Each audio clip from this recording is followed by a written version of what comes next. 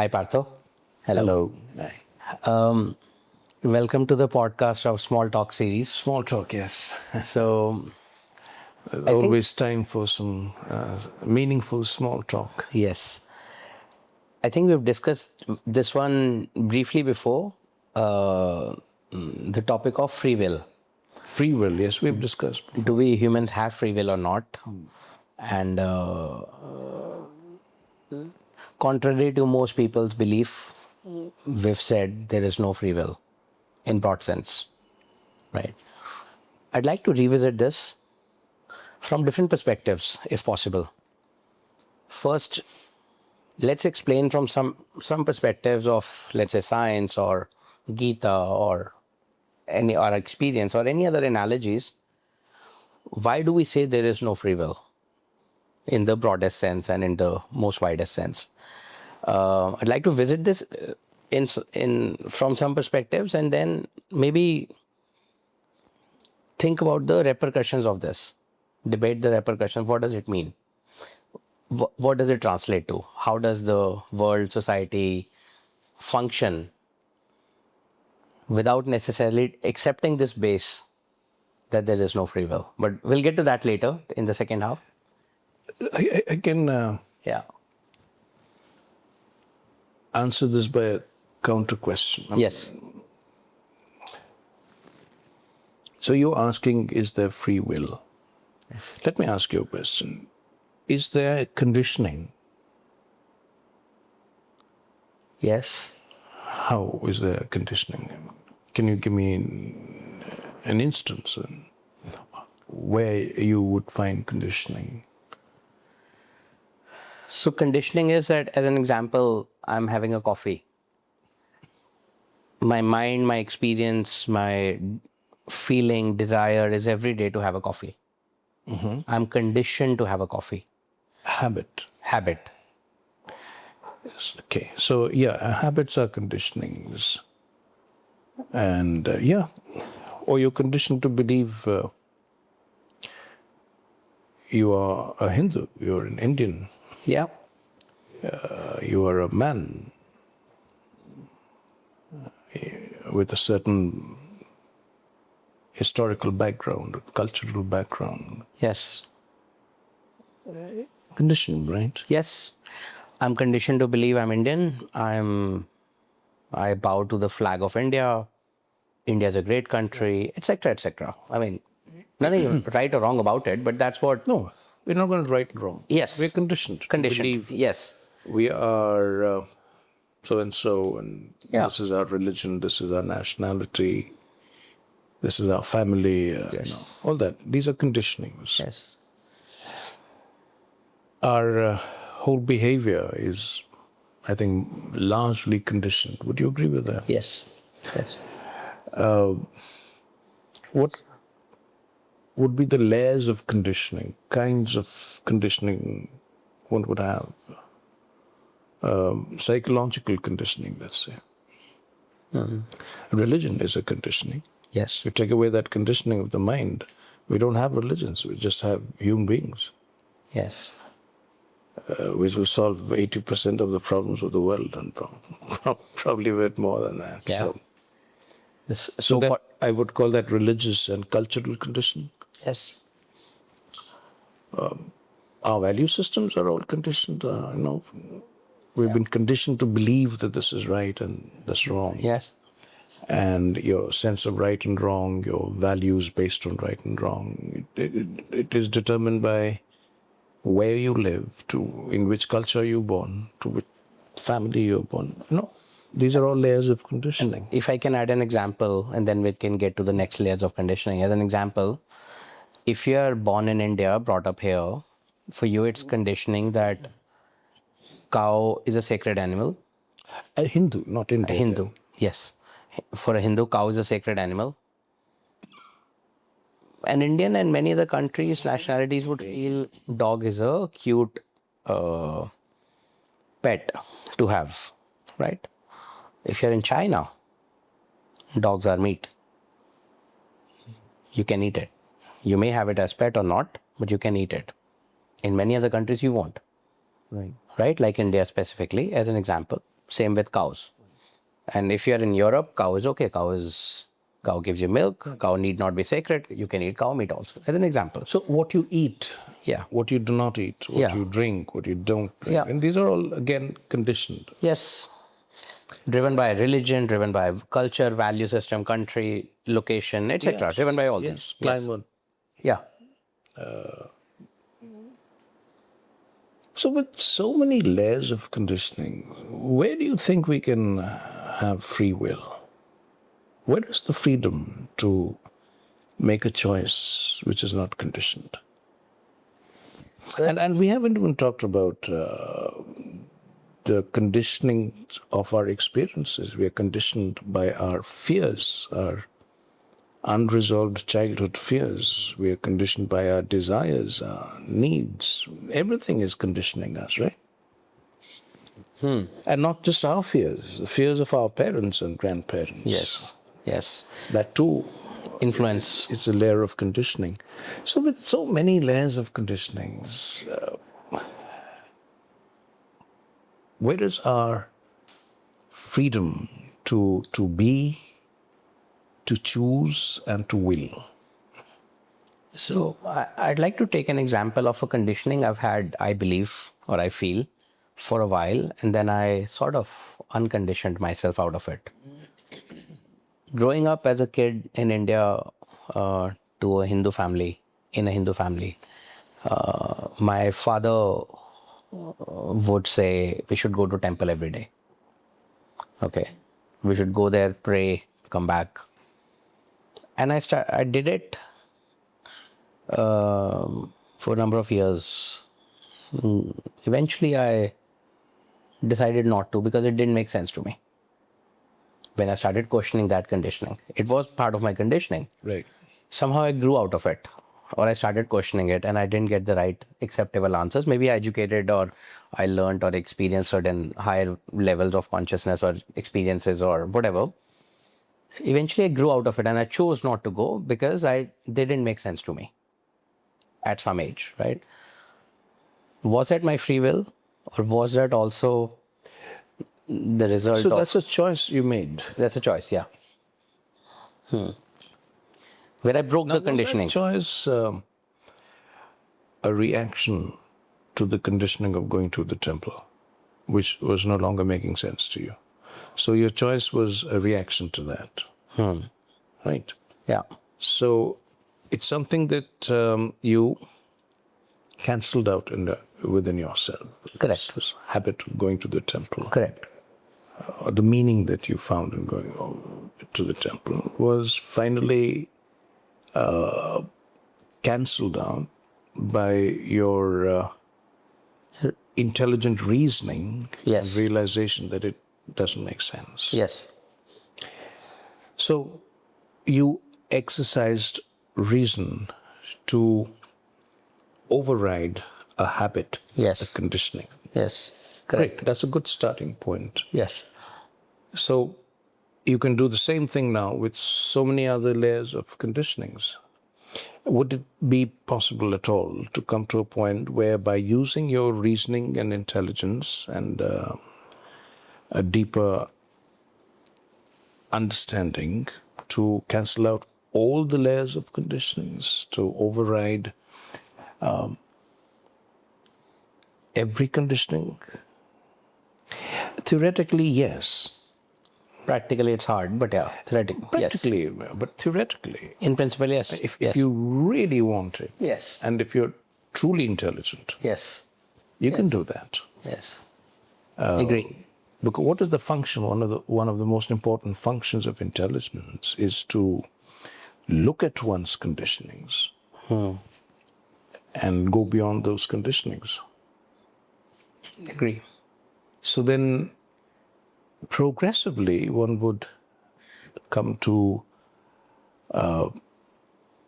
clarity, an intelligent clarity, which would question every habit and everything that has been conditioned in you.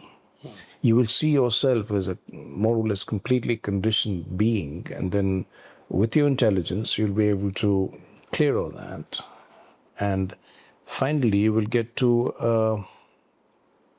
a being that is not conditioned at all. That is not acting out of beliefs which have been conditioned, or values that have been conditioned, or habits that have been conditioned. So it is possible to think of a completely unconditioned human being. That is, to my mind, that would be the first ground of freedom, right? Freedom of being. Without all your conditions, all your habits, all your compulsions, your fears, your biases, prejudices, all that gone. So you'll come to a clear ground now. Then what happens once you're that kind of a person who's not conditioned by anything at all? So will you not then become spontaneous? You will do things as they come to you, not out of what you've learned, not out of your past habits and conditionings, but you will do it as an immediate response to what is happening. So you'll become a very spontaneous, creative being, almost like a child. Almost, because unconditioned. most children are conditioned too. Yeah. Almost like it. Completely unconditioned. Would that be free will? That's the question. Would you will something which, what would you will then? If you're living in this completely unconditioned state, what will you be willing? What will you be choosing? Or will you just be aware and responding out of that awareness to what is happening to you in the moment, in the situation? I'd say a very deepened, a very heightened awareness of being, which is spontaneously responding to everything that's happening. And is that responsible? And maybe not even responding to everything. You don't need to respond to everything, but at least, aware of everything that's happening without any of those conditioned filters in your mind. And whatever the response or awareness or actions that may follow spontaneously, It's like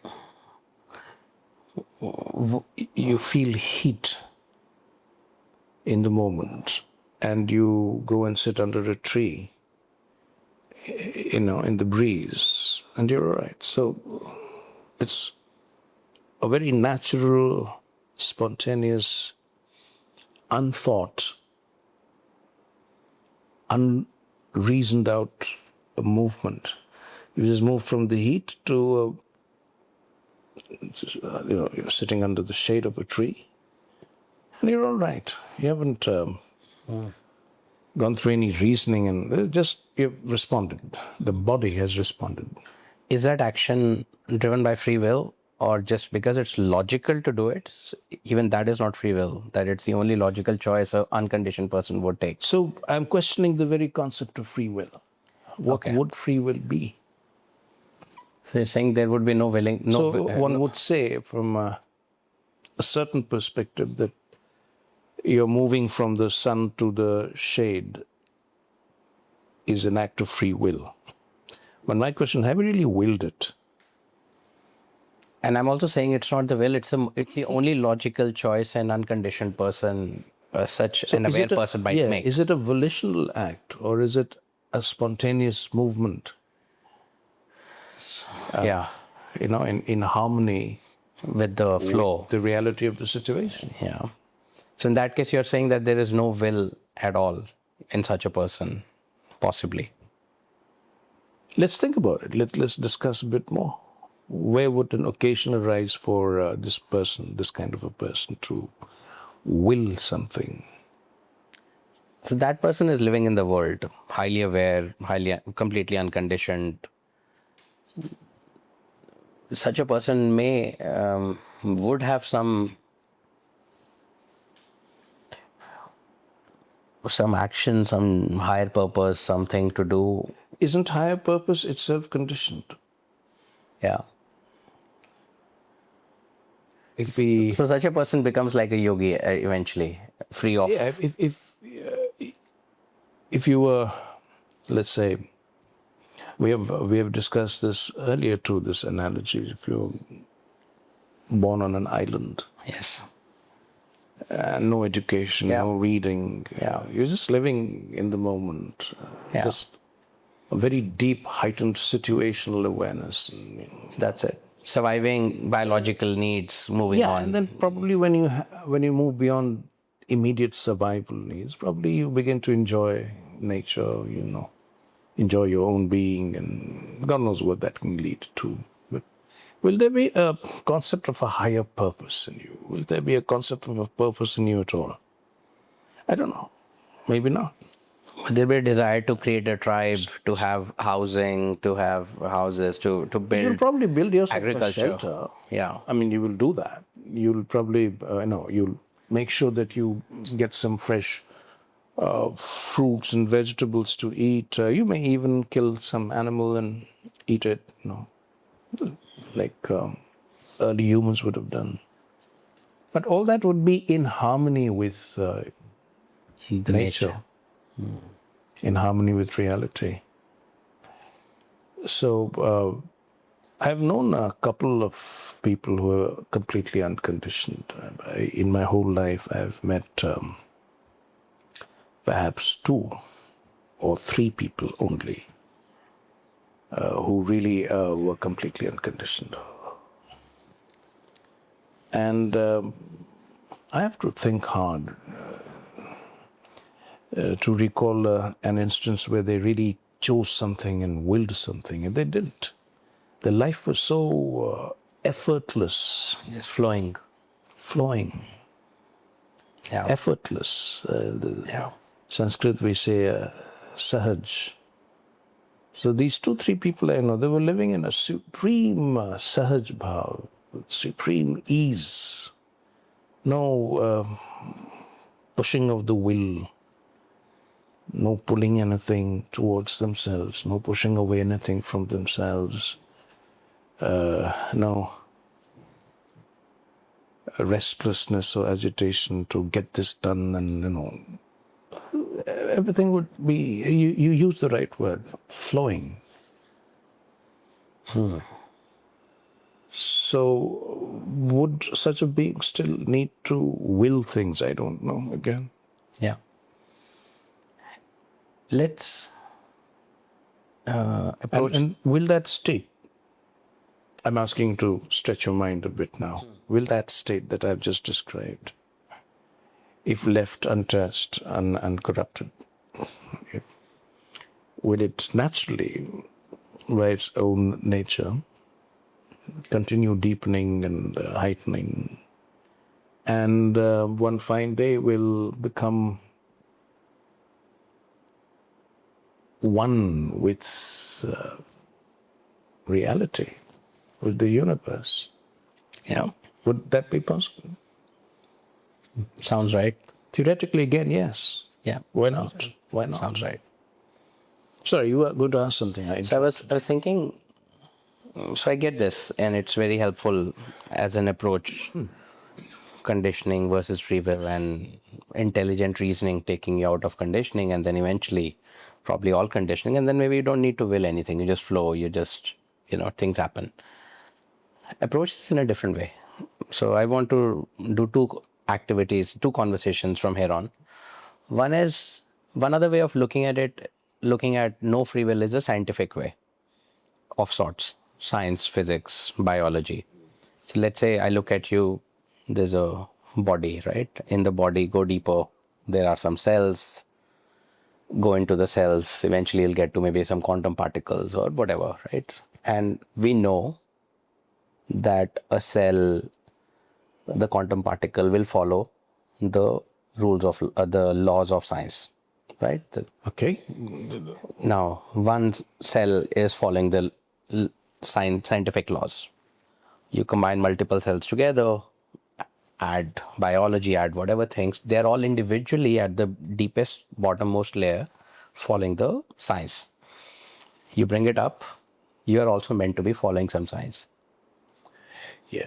As an argument, right? So what? No, very interesting argument. Yeah.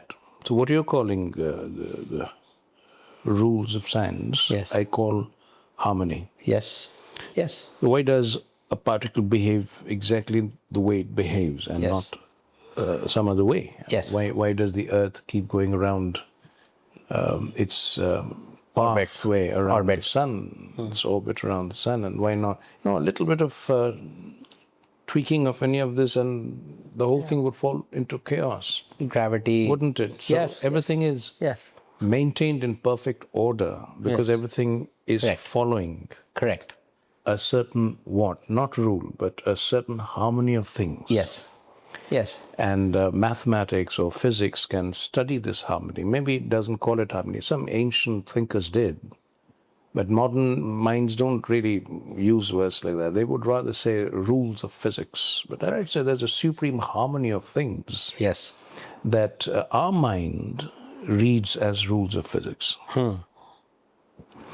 And I don't feel that there is only one order of harmony. Yes. The universe is multiple orders of harmony. Yes. Lower orders of harmony, higher orders of harmony, and perhaps a supreme order of harmony, which we Hindus call dharma, Yes. the supreme order of harmony. Everything has to move and live and move in that supreme harmony, which is perfect harmony. So then you're perfectly dharmic. So would you still need a will? Yeah. More than need, I think, Would you still want? as these things aggregate. Yes. Would you still need to exercise the will? Because what will you exercise? It'll be an individual will by definition, right? Am I right? Right in assuming that. Yes. When one says that I want to, have free will, what you're really saying is I want to know that as an individual, I can will as I want to will. Free will. More or less the same as individual will. Now, if we're talking about a supreme harmony, all-pervading harmony, which is this universe, everything works in perfect harmony, then where is the place for an individual will? This harmony of the universe itself is the will of the universe. Yeah. Yeah. So there's one part which is where's the place for the will. Second is that if the smallest part in you, of you, is following this science, law, harmony, the aggregate of you would also follow that. Yeah, Period. yeah, interesting. Since you were giving analogies from Yes. Physics and biology, think of the cancer cell. Yes. It creates chaos in the body, Yes. kills you. Yes. But what is at the base of it? It's a cell or a group of cells that become self-willed, Yes. that want to keep growing and growing, disrupting the supreme harmony of the body. Yeah. And when you disturb the natural, beautiful, supreme harmony of the body, what you have is cancer, and it kills you. Yeah. So I think that is an analogy that makes Interesting. sense. Yeah. So to learn how to live without a personal will, Yeah. but instead to understand, to realize, and more to embody the very harmony of this universe, would be living in a state where you don't need a will. Something else is beginning to work through you. The higher powers. Okay. Well, again, I wouldn't Yeah. call it a higher power. I mean, there is only one power, which is It's the power. working through this universe, which is sustaining this. And that power is there in Yeah. in your quantum particles, and that power is there in minds and hearts, and that power is there in the stars and the quasars. In this universe is being held together from the quantum to the cosmic level by a power only. And why give this name? The highest. No, it's not a higher, it is power. It is the power. Yeah. And this power is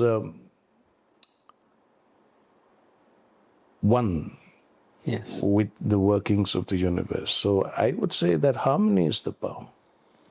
Sure. Isn't harmony the power? No, I agree. I definitely agree. One digression on the same topic. Hopefully the last one for this podcast.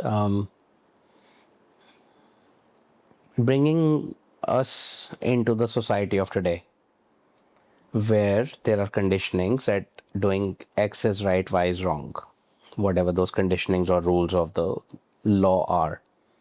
So as an example, for a criminal who, let's say, commits a murder or commits a crime or commits a robbery, how should the society evolve to take this as that person, it was not his or her free will? It was an act out of compulsion that has made up that person. Conditioning. Conditioning. Yeah. You know, But are you talking about an evolved society? current human society. Current human society. So the criminal is a creation of current human society. Correct. If what you call our current human society would be living in the true harmony of things, there wouldn't be a criminal. Truly, there wouldn't be a criminal. Yeah. A criminal is a creation and an expression of the way the collective lives. If I live in disharmony and imbalance, I take more than what I need, and you also do that, then the result will be crime. Yes. Sooner or later. Yes. It will be. If I'm afraid of you or you're afraid of me, the result will be crime. Yes. If I want something for myself at your expense and you want something for yourself at my expense, the result again will be crime. So these are problems of the way we humans have evolved so far. I use the word evolved perhaps a bit reluctantly. I don't know if this is evolution. But then again, in the long scheme of things, if you look at the distant future of human existence on Earth, perhaps it is an evolution. We have evolved from extremely primitive stages, and this very chaotic, disturbed, violent phase is just that, a phase. And finally, we have to move on to what we are talking about, an unconditioned, free way of being. But what is freedom? Freedom is being unconditioned. Yeah.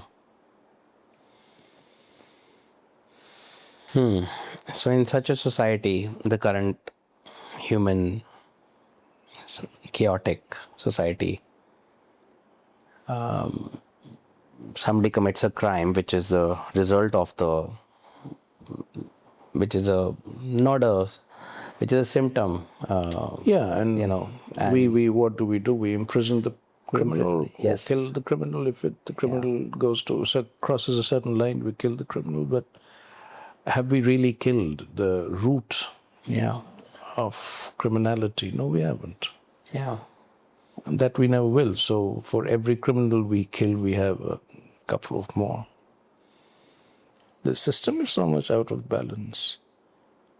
I mean, we're living in a world where 1%, perhaps even less if I go by statistics that are given to me, less than 1% of the human population possesses more than 90% of human wealth and resources. Now, what kind of harmony or balance is that? Yeah. And how long will this situation be tenable? I don't know. There was a saying that they put a group of monkeys and gave them bananas. One monkey one day kept 10 bananas to himself while others starved. And the people studying those monkeys' behavior, psychologists, went into his brain to figure out what was wrong with him. And in our human society, we put such people on the cover of Forbes magazine as a who hoard more for themselves that they don't even need, that they're gonna waste, and But yeah, you're right. So that's very childish, isn't it? It is. So that's the problem, Kunal. Our civilization is childish. Our leaders, our social leaders, business leaders, political leaders, I would go to the extent of saying even religious leaders, still very immature. Still, our human species is still at its, in its teenage. So we're still adolescents. Chaotic. phase. Chaotic, arrogant, insensitive, cruel, violent, greedy. These are all typical characteristics of immature forms of life. Yeah. And if we go back into the evolution, you gave the example, you talked about the evolution. So there have been 5 mass extinctions known to us in the past, which have lasted millions of years and all that. And maybe we humans arguably could be leading us to another one. We don't know. We or by nature. Could that be the nature's way of auto-correcting, self-correcting, This is a bringing back romantic to heaven? idea. Sorry? It's a romantic idea that nature will finally Balance it out. balance it all out by eliminating the major part of the problem, which is we humans. I don't know. I don't know. I think what will happen, I would say inevitably, is growth. That has to. You can't stop that. Not all our greed and not all our fears, not all our violence can stop the evolution of human consciousness. But it's not going to happen in everyone. It's not a mass event. Only some of us will evolve.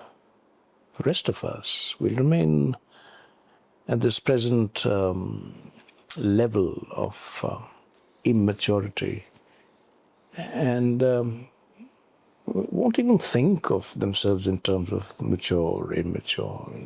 How many people think that way? That our entire civilization is immature? No. Will offend a lot of people. The mind's arrogance will not allow us to think that way. I mean, everything we are doing is fine. It's not, but who cares? But some of us, and I call them the consciousness elite of humanity, not a wealth elite, not intellectual academic elite, not political elite, consciousness elite of humanity, a minuscule Few dozens at max. number of people. Maybe few dozens. Maybe. Hopefully more than that. They are the ones chosen by evolution. That these are the ones who will evolve to a more mature form of humanity and will bring that harmony and order and balance back to civilization, to life on earth, and will become and will grow more and more powerful because consciousness is power. Finally, consciousness is the power compared to which all your other kinds of power, political power, economic power, they fade in comparison. They pale away in comparison. The childish power. And that power is to be reckoned with. This is the power of consciousness itself. And consciousness is more powerful than anything else in this universe. And so such will be the future men and women. human beings who will have the power of consciousness, they are the ones who will set it all right. So we await them. And it is, at least if you ask me, I serve that will alone, the will of the future. I am a devotee of the next human. My God is the next human. My surrender is to the next human. My invocation is the invocation of the next human in myself and in others in whom I see a spark of the future. Otherwise, sir, it's all doomed to another. You asked for a mass extinction. I would say self-extinction. The next Yes. will be a self-extinction. Yeah. And I would say a much deserved one at that. Yeah. I hope I'm not sounding very pessimistic, am I? No, I see that. I mean, anybody with some level of intelligence and consciousness would see through the reasoning behind everything you're saying. And surely, eventually, we are arguably less evolved monkeys sitting with nukes and climate change and so many problems we've created and this society.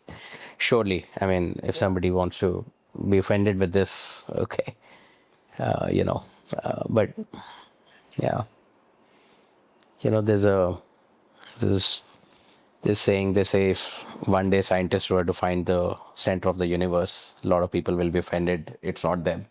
The classic human ego. But also, yeah, and this is part of one of the books you're planning on writing, The Psychic Evolution. Yes. Which we've covered in some of our discussions before as well. A lot of it, though, I've already brought it into my latest book. Yes. And actually a story that I wrote on what we're talking about. Yes, yes. Yes, but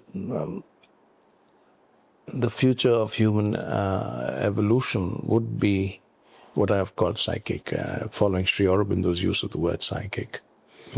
So you can say spiritual psychic. That is the only line of evolution. The rest will all lead to one impasse or the other, one cul-de-sac or the other. Yeah. They're all dead ends otherwise. Sure. On that note, Partho, we'll end this conversation. We started with free will, understanding it, and went into a lot of directions, but very useful, hopefully meaningful, and hopefully... But free will is such a subject. Yes, it is such a subject, and God willing, people willing, somebody would watch this and hopefully learn something from this. So become more aware of certain ideas we are sharing. You know, what I say is somebody somewhere will catch a glimpse of this future human within themselves. That will be the tipping point. Yes. Great. Great. Super conversation, Partho. Thanks for this. Thank you. Thank you. Thank you.